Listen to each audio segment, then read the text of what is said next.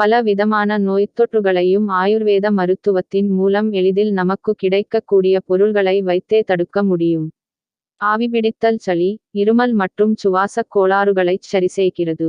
தீவிரமான சளி மற்றும் இருமல் உபாதைகளால் அவதிப்படுபவர்கள் 100 மில்லி தண்ணீரில் 4 பல் தோல் உரித்த அல்லது உரிக்காத பூண்டைச் சேர்த்து அதில் 2 சொட்டு எலுமிச்சை சாற்றை கலந்து நன்கு கொதிக்க வைத்து ஆவி பிடிக்கவும்.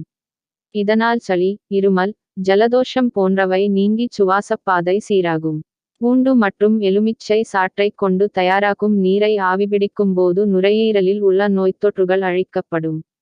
இதை நீரிழிவு நோயாளிகள், இதய நோயாளிகள் என யார் வேண்டுமானாலும் செய்யலாம்.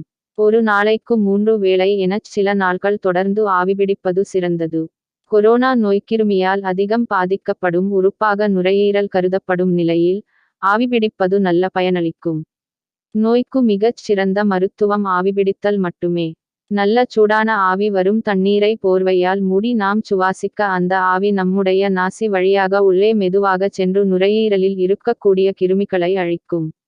ஆவி பிடித்துக் கொண்டிருக்கும் போது வியர்வை அதிகளவில் வெளியேறும். ஆவி பிடித்து முடித்த பிறகு ஆவி பிடித்த போர்வையை, வேர்வையை துடைத்த துண்டை வேறு யாரும் பயன்படுத்தக் கூடாது. யாரையும் தொடக்கூடாது. ஆவி பிடித்தால் உடனே அந்த துணிகளை கொதிக்கும் சூடான நீரில் வைத்து துவைத்துப் போட வேண்டும். மஞ்சள், மிளகு, எலுமிச்சை, இஞ்சி, துளசி இதையெல்லாம் தண்ணீரில் போட்டு நன்கு கொதிக்க வைத்து ஆவி பிடிக்கும் போது நிச்சயம் நல்ல பலன் கிடைக்கும்.